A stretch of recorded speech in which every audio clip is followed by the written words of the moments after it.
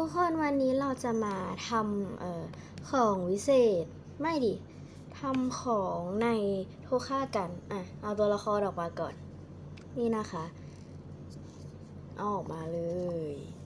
ว้าวแล้วเราก็จะ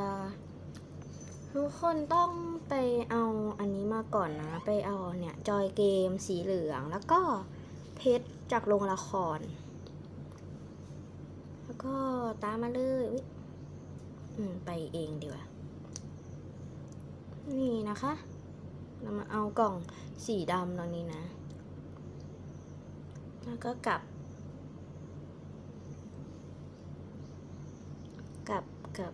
อุ๊ยชุบนี่แล้วก็เปิดกล่องแล้วก็เอาจอยเกมสีเหลืองเพจแล้วก็กรอบรูปอันนี้นะคะใส่ลงไป